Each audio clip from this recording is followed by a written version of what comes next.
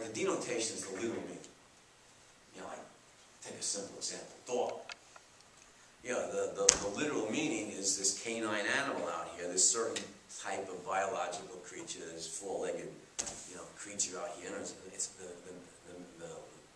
denotation of the term dog is objective. It refers to the object, you know, to the object out here in nature, in reality. But, you know, the connotation of the term is subjective. It's you know, an individual's personal, you know, associations, his emotional associations with it. So for me, you know, I got a yellow lab and a cat. You know, you guys know what labs are like. You know, they're the friendliest dog. She might lick you to death, but other than that, she's no danger, you know, to any human being. You know, they're great dogs. They're so friendly.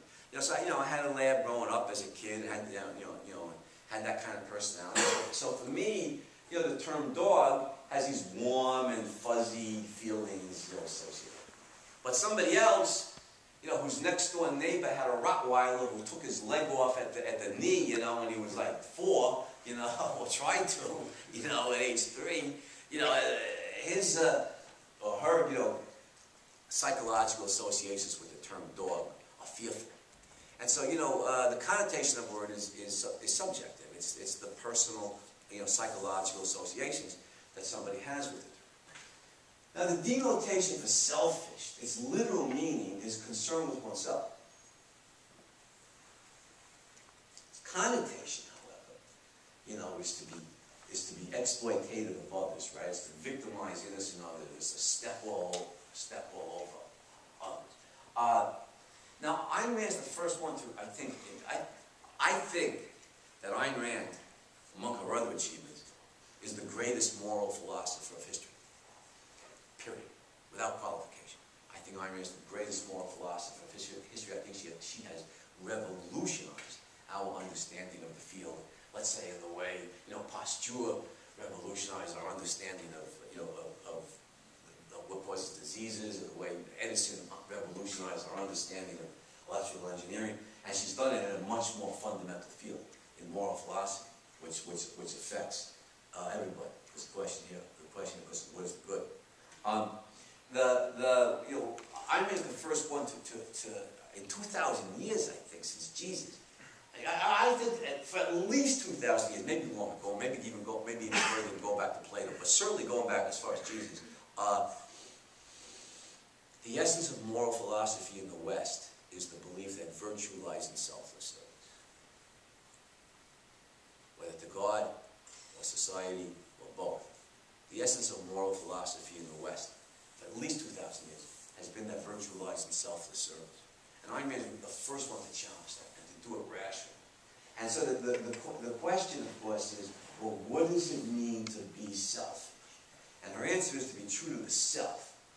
It's like, you know, you know, Polonius' great line to Laertes and Hamlet, when he tells his son, to thine own self be true. To thine own self be true, he says. And it follows as the night and day thou canst not then play false with any man. Okay. To be selfish is to be true to the self, is to love the self, is to be concerned with the self. What is the self? And here's where I think Rand's analysis is revolutionary. What she argues here is that, you know, at the bodily level, obviously, the self is, you know, individuated from other cells by bodily individuation. But that's a rather superficial analysis. What really separates me from you or you from me, Ayn Rand argues, what individuates each and any one of us, is the values that we choose, the values that we form. And there's a great scene in The Fountainhead, you know, with Howard Roark, the revolutionary architect, who's got revolutionary ideas, whose ideas are so far ahead of their time that society simply you know, he's a modernist in an era of, you know, committed to classical and Renaissance. He's so far ahead of his time that society simply can't recognize the tremendous, you know, genius of this world.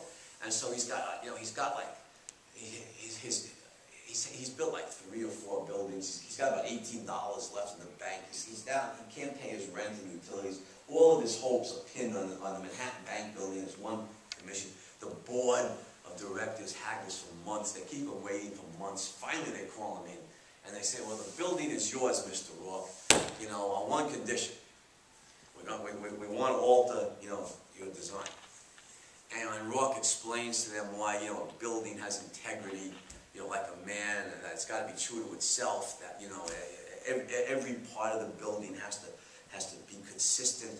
You know, it's all leading to one. You can't change one part. And you know, and the boss says, "Look, that's beautiful. You know, you're arguing for the integrity. That's beautiful. But you know, this is our final decision. Yes or no, Mr. Rourke." And Rourke says no. And he takes his drawer. He knows he's going to have to go, you know, back to work as a manual laborer to save money so he can reopen his office. But he says no. He takes his drawings, passes them to his side again, as if he's making love to his drawings. And you know, he's walking out, and they said, "What, do you have to be?" One of the guys on the board who wants him says, "You know, do you have to be so fanatical and selfless about it?" And Rourke says, "What?" And the guy says,